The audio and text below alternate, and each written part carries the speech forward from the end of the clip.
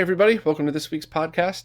As you could imagine, I have to start out thanking everybody that I met at Retro World Expo. It was an absolute blast, and I was kind of nervous that maybe with everything going on in the world, not a lot of people would have shown up, but it was the opposite. There was a ton of people, great quality of people too. Everybody was so nice and so much fun to hang out with, and it was just an absolute blast.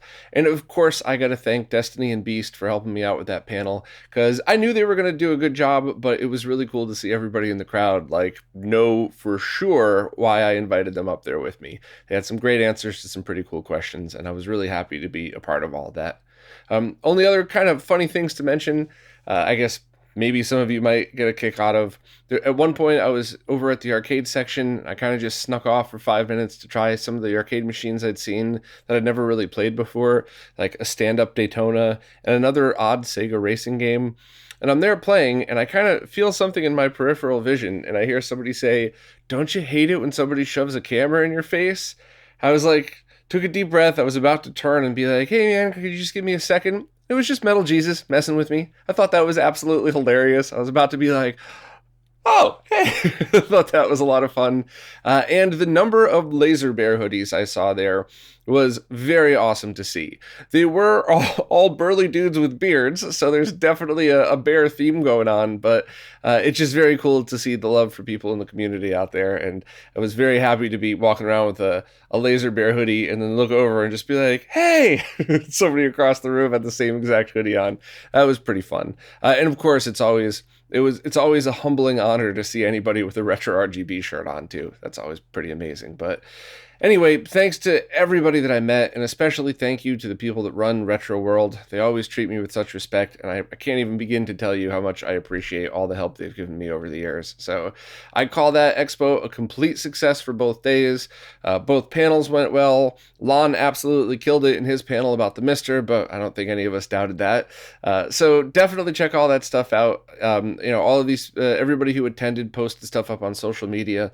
For the first time ever, I kind of didn't really record anything because we've spent so much time locked down the past few years. I really wanted this to be a in the moment event for me, which is really selfish. I'm sorry. I realize there's a lot of people that live very far away that couldn't have made it, that would have loved to have seen things like our panels, some of the vendors and stuff like that. But I had to just do something super selfish this time and make it all about being in the moment without worrying about editing footage for later or anything like that. But luckily some really great people did exactly that because they weren't selfish like I was. So just check social media for anything Retro World Expo related. I did have some fun tweets and stuff like that, but there's a lot of people with some good content about it. So anyway, let's finally jump into what's going on in the past week and see what we got. First up, Dan just did a write-up about someone who's posted a ton of magazine scans from the 70s, 80s, and 90s that are really kind of a look into the culture of the time as well as the technology of the times. And I really kind of got sucked into just scrolling through these and checking them out. At first I was like, oh neat, I'm always a fan of people who archive info. I'm sure I'll reference that at some point. Let me just, read Dan's post and move on. And by the time I got halfway through his post, I'd been flipping back and forth between reading about what Dan said and looking at the scans that had been posted. And there were so many neat things, from pictures of old computers, computer flyers, so you would open up a magazine in the 80s and it'd be showing off this brand new, supercomputing laptop, which is, a giant and hilarious thing to look at now, to scans of pinball machines. And there's even stuff like renting the N64 from Blockbuster, video games, a picture of Crisscross. Anybody remember them? I think anybody in the 90s? I don't think you could live anywhere on the planet in the 90s without hearing the song Jump at least once, or, once every hour, depending on where you lived. But this was a very cool look into history, and it's something that's both really neat if you want to go down the road of nostalgia or before your time or anything like that.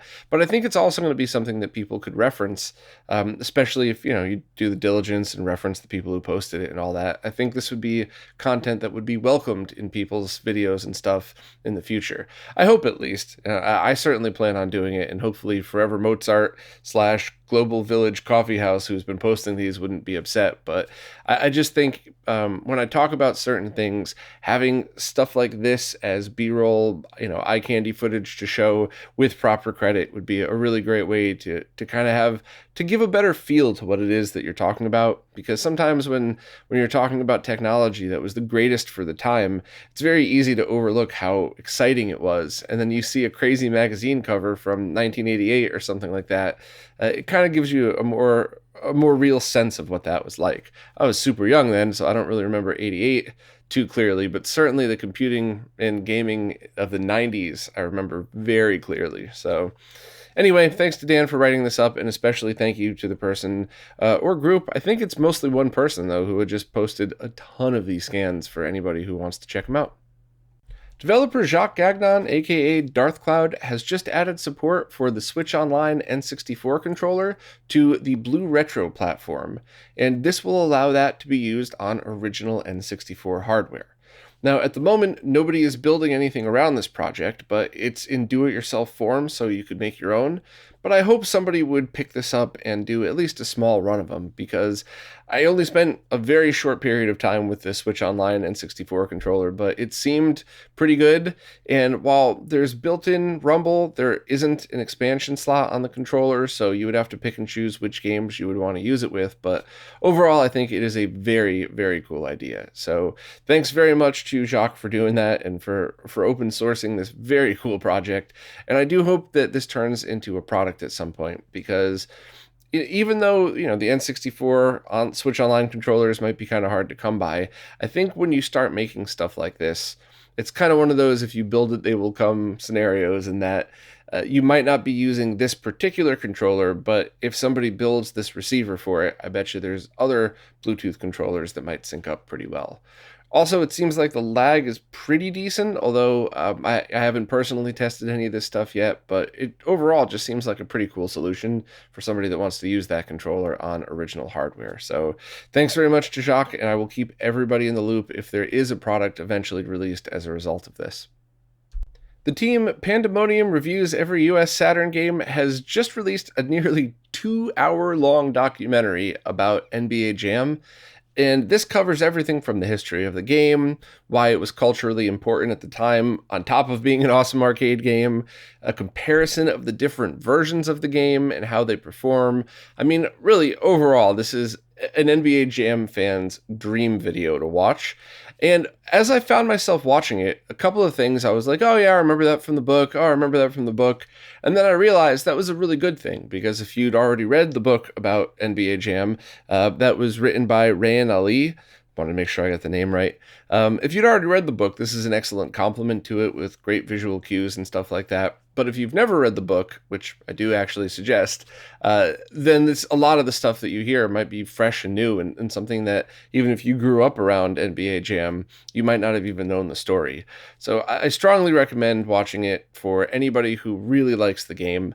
It is long, so if you don't really care about NBA Jam, no disrespect to the team who made it, but totally understandable if you skip it. But if you're a fan of the game, I mean, this is definitely a must-watch. It's just very cool. The team behind it's always so enthusiastic about this stuff. There's some fun Saturn jokes, which I always enjoy, but if you're team PlayStation instead of team Saturn, you might get a little triggered. But I think enough time's passed for that console war, so we could probably have a fun laugh on all sides of it. But I've talked about this team before. I've talked about some of the reviews and documentaries they've done before, so please consider subscribing to their channel and checking out their stuff, because even if you don't care about every single US Saturn game, I'd be willing to bet that there's other stuff they've done that you'd be interested in. The only other thing to add is I will never, ever forget getting drunk with Tim Kitzrow at Portland Retro Gaming a couple of years ago. We all ended up back at the hotel lobby. We were all just kind of hanging out, having fun, and I heard that voice, and I was kind of like, next thing you know, I just start chatting him up. He's super nice. And then, at last call, he yelled in the NBA Jam voice, "Oh no, last call, boom shakalaka," or something like that. And it was just, the whole place was in stitches. And I will never forget that. I think I texted my cousin at, the middle of the night, which is even more of the middle of the night in the East Coast time. Like, you are not going to believe what just happened. So yeah, very cool. For people who are fans of the game, who have memories of the game, just overall, it's a good documentary. Definitely check it out. Next up is a new controller adapter for the Vectrix called the Vectorlink. And I think this is a very big deal for owners of that console. And In order to explain why, I got to give a little bit of history about the Vectorlink and its controller. So it has a controller kind of built in to the front of it that you pull out and you could play, like a mini arcade controller that sits in front of you that has an analog controller. And if yours is in good condition, then it's great. I actually like that controller a lot, but it's very common that it is not in good condition. And while there are already a bunch of cool controller adapters that let you use things like a Genesis controller, they don't, as far as I know, handle the analog control support. And while there were certain other options out there that seemed neat, this one seems like the controller adapter to get for a couple of reasons. First and foremost, it uses the Wiimote / NES Classic, SNES Classic style port on it, which means you could use anything like a Wii Nunchuck, any of the original controllers, the classic controllers that plugged into it that have analog sticks. So you have pretty much a very wide variety of controllers you could connect to it. And it also has motion support when you plug something like that in. So if you're using the Wii Nunchuck, you could use that and, turn it left and right in order to turn on screen. So that by itself would be enough for me to say this is something that I would seriously consider if you're a Vectorlink owner. But it's completely compatible with and comes with the 8BitDo retro receiver, the Bluetooth receiver on that, which is compatible with all of the controllers it's compatible with. So you don't get like Wii Nunchuck motion support, but you get pretty much all other controller support. And lag has been tested at very, very little, at about 2.5 milliseconds. So since the Vectorlink pulls the controller at every 20 milliseconds, because remember, it's its own monitor and it's a vector monitor, not a standard NTSC monitor, the chance of you ever detecting lag is pretty much zero.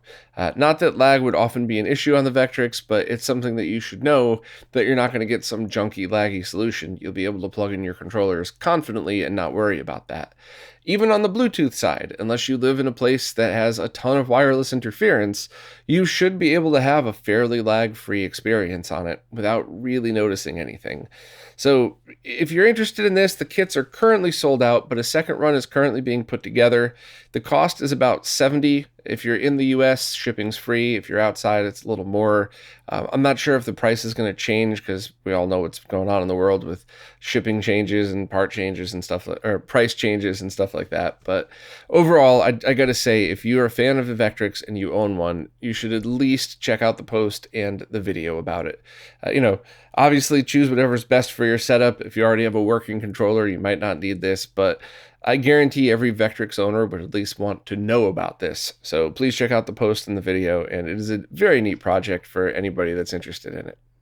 A firmware update was just released for the GC loader that adds write support as long as you're using the latest version of Swiss.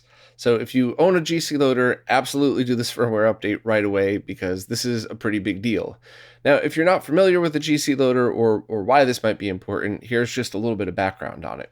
The GC loader is an optical drive emulator that replaces the disk drive in a GameCube, and it's very fast. There's a whole bunch of cool options that if you're using Swiss along with it, which you should definitely be using Swiss anyway, but if you're using it along with it, you can get a bunch of very cool options, a lot of control. However, you, up until this point, would have still needed a second memory card in order to save any configuration back to the SD card.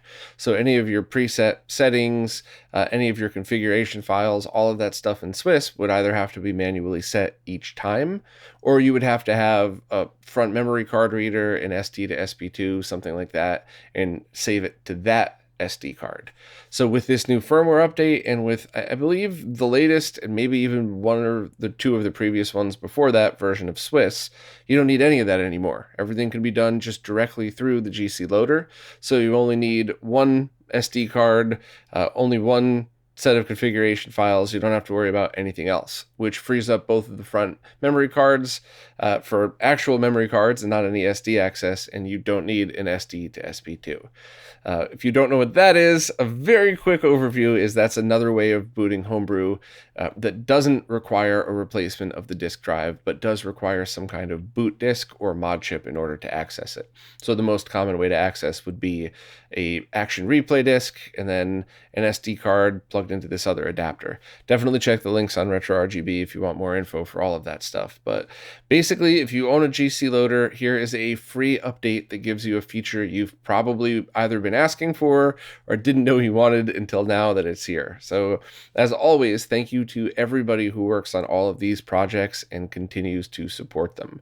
Anybody who releases these hardware products, I genuinely think so many of them are near complete on launch date or within a short time after it. And so many developers continue to add features to it, even though they really don't need to. So I think that's pretty awesome.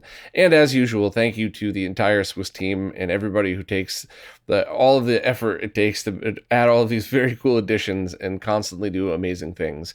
I think everybody in the GameCube and Wii world really appreciates it, and it's definitely my go-to software and my favorite piece of software for the GameCube. Because while I love Game Boy interface, having the two together, I think really just is the perfect combination. And now, if you have a GC loader, it's one less thing to worry about when you're doing that stuff and using that software. Tianfeng has just posted his first post on RetroRGB that describes how to fix a problem you may have run into if you have done an RGB bypass on your Genesis console. And this really only occurs when you lift the RGB pins off of the main chip, which, depending on your model, we might either say that was mandatory or not needed at all. So this may or may not apply to you, and the fix may or may not affect the games. So I'll run through it real quick just to give everybody an overview of what to expect. First, if you do have the problem, the easiest way to check is firing up the 240p test suite and the color bars. And if you don't see a line between color bar set 6 and 7, you have the issue. If you do see a line, you're good to go. And the reason for this is because the circuit that runs on the motherboard runs through 5.6K pull-up resistors on the circuit. And when you lift those pins, you remove that from it, and it seems to affect that color transition. Now, you might not notice this at all, or it might be very noticeable depending on the game. I certainly, when trying to recreate it, had a hard time noticing many cases without the color bars up, but it all depends on your eyes. But luckily, it's a pretty easy fix. Depending on your model, you could either put the pins back down. If it's a Model 1, I really wouldn't suggest that. But you could just add a solution directly onto the triple bypass board itself. There's a couple of different ways that you could do it that T showed in the write-up here. But also, just to remind everybody, this isn't just for triple bypass boards. This is for any type of RGB bypass, any type of circuit that takes the RGB signals from the main chip, bypasses the circuitry on the motherboard, and outputs directly to the DIN for the purpose of cleaning up all of the extra noise that some of these consoles have. So it's a very interesting thing to look at. It's a somewhat easy fix, and it's something that I'm really glad that we figured out the solution to, because this was something that was kind of perplexing a bunch of people as why it was sometimes happening and sometimes not. The other good news is on the console that is most commonly used to lift the pins. So the Model 2s, Model 3s, I don't think that's ever really necessary. Some models, but the Model 1 Genesis is the one that we all say you definitely have to lift the pins if you want the cleanest signal. Mobius Strip Tech has just designed a little board that you lift the pins very carefully, you slide the board underneath, you solder the pins to the board, and then you solder your wires to that. You might want to even tack down the board with a tiny little bit of double-sided tape or glue or anything like that. Once again, this is one of the perfect uses for tape or glue because you're not using it to hold the circuit in place. You're using it just to make sure the board doesn't shift and put any pressure on things. So it seems like the perfect addition, and something that we kind of floated around as an idea to make installations easier a while ago. But I think we talked about using flex ticket cable or something like that, and we ended up not doing it. But overall, if you have an RGB bypass and you had any issues with color, I would definitely look at this for the full diagnosis and solution. If you were looking into an RGB bypass, I would definitely check out Mobius's board just to make sure that that's just an easy, simpler thing to do. And thanks very much to T and Bernie and everybody else that worked on this, because it was kind of driving a bunch of us crazy as to why we were getting so big of a jump in quality, but having also color issues at the same time. So it was a very cool find. And I always love getting solutions to issues like that. You know, it certainly makes everything It appeases my nerd brain knowing why things were the way they were. The Game Boy game Sakura Wars has just gotten a full English translation, but there's quite a lot more to it than that. First of all, it's not just a translation. A lot of quality of life improvements and restorations are in there, such as all of the different voice acting for the character-specific endings has been restored, because all of those were, for some reason, cut from the retail release, but the info was still laying around on the ROM. There's a bunch of quality of life improvements as well, and some other finds that I thought were incredibly interesting that Ali talked about in her video. And that, I would say, is a must-watch if you're a fan of the series or if you wanted to know more info on it. I had heard about it before, I had learned some things about it, but I had been pronouncing it wrong, and I didn't really quite get what the series was about. But Ali's video summed it up perfectly at the beginning, so now I think I have a pretty clear grasp of what this is. But on top of that, in her video, she did a playthrough of the game, the translated version of the game with the main translator.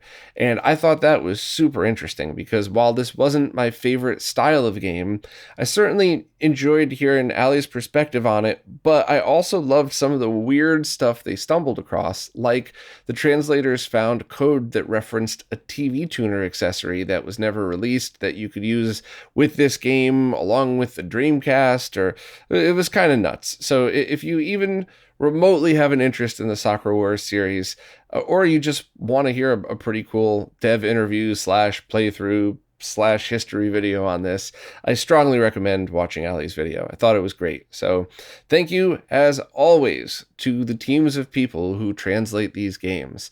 I feel like so many of us appreciate them, but we just don't do a good enough job showing our appreciation to the devs, and I want to try to always make up for that when I talk about them, because this is so much hard work to make this happen, and this is a kind of weird and interesting game that would have never been accessible to an English-speaking crowd if people hadn't taken the time to do it. So thank you so much to the translators, thanks to Ali, and if you're at all curious about Sakura Wars, check out the post in the video.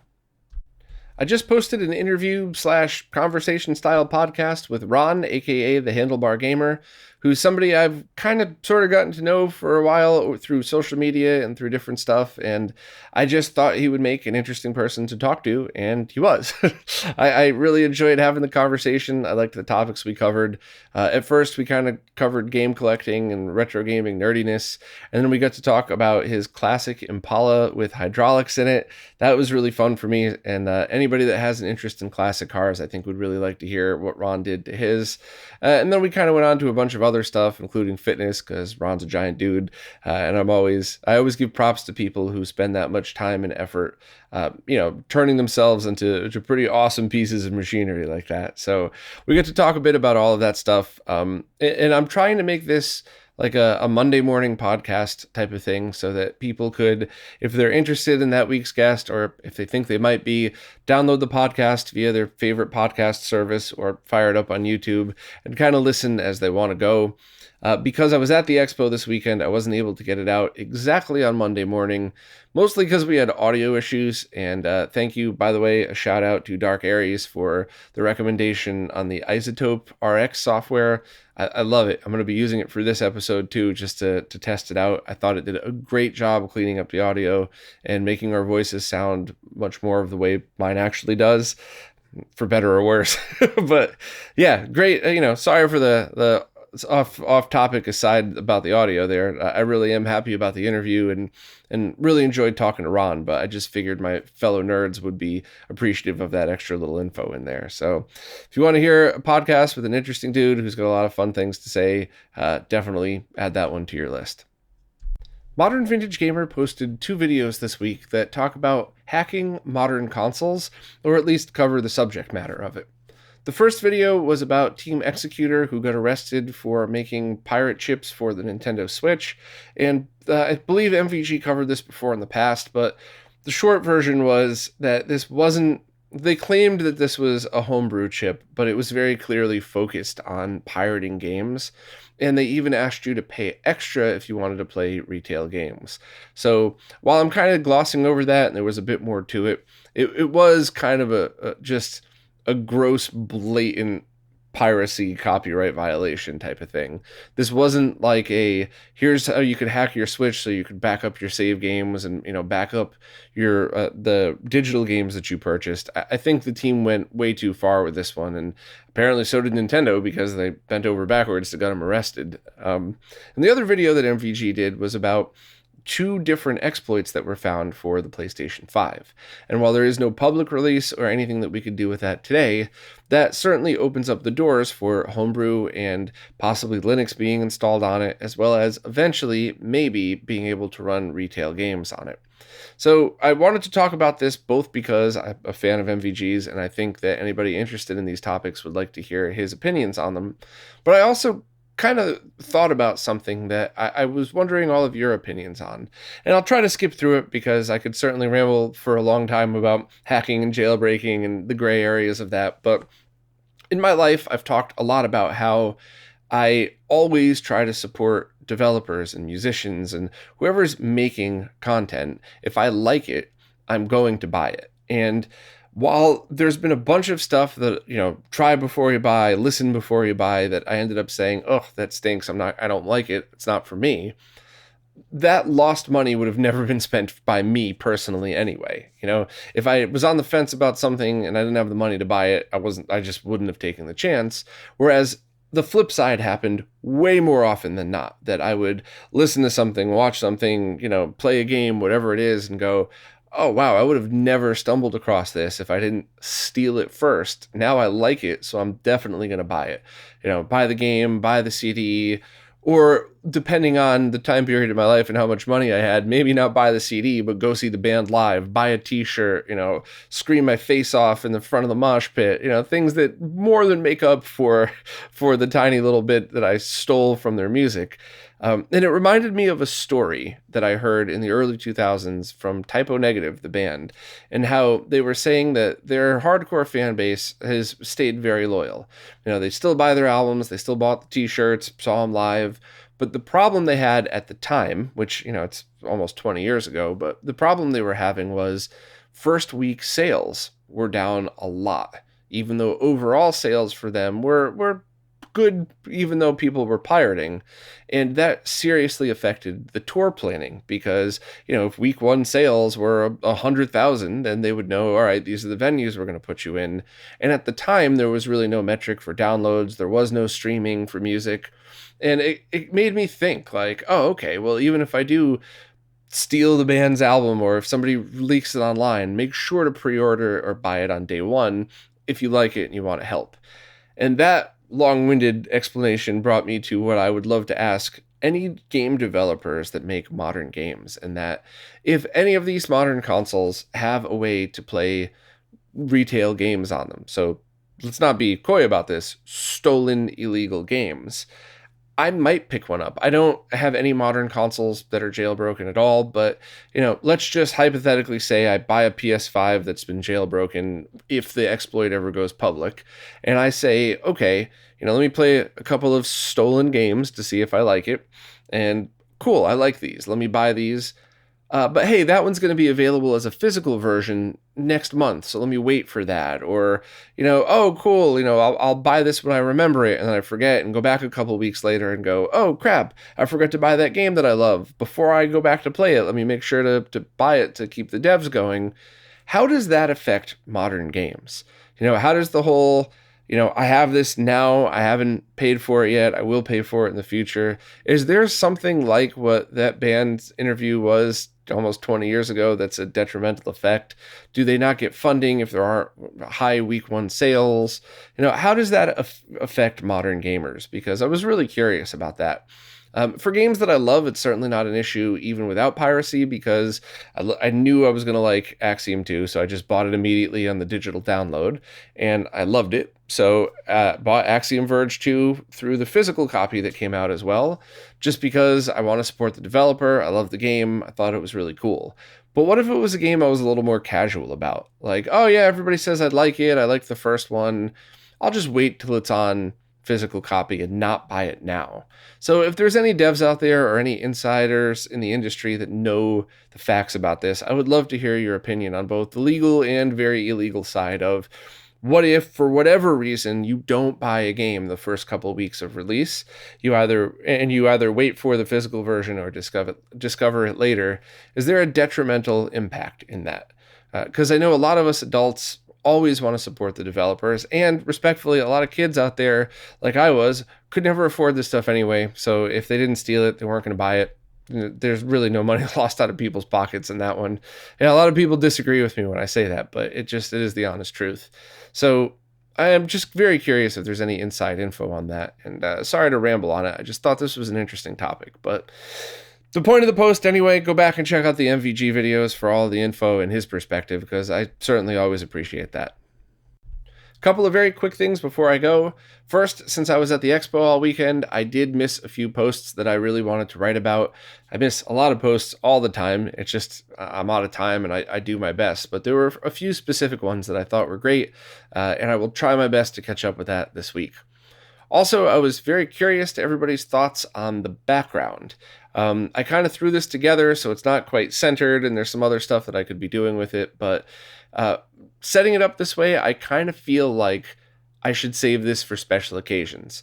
So maybe I set up the camera almost where it is, and then do a green screen like I did before, or maybe I only use this background for my fancier videos, because it's not going to be quite as easy to flip on a switch and start recording like I do with the other one.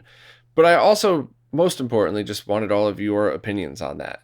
If everybody's like, it doesn't matter, it's a background, stop talking about it, cool, then I'll do what I just said. But if there's a lot of very strong opinions, like, no, you're the CRT guy, don't be an idiot, have the CRT background, or no, it's really cool that you have guitars in your background, so other people who share the same interests have a bigger connection. Like, oh, cool, you like video games and metal, that's awesome, let's talk about that when we meet up with each other. So I don't know, I would love to hear everybody's feedback on it, because this is one of those things where at the end of the day, it doesn't really matter to me. And if it matters to you, I would love to make the better choice for everybody. So, and if nobody says anything, I'm going to do exactly the other way. I'm going to have the background the way you've seen it for all previous weeks since I get everything together. And then whenever I do one of the fancier videos, like the N64 getting started video, that's going to be my background, just to kind of have some fun with it and show off all the different displays and CRTs and stuff. But anyway, as always, thank you to everybody who watches, listens, plays nicely in the comments, and especially thank you to everybody who supports in any way possible, because it is you who is keeping the podcast, the website, the YouTube channel, and the ridiculous amount of behind-the-scenes research alive. So thank you all so much, and I will see you next week.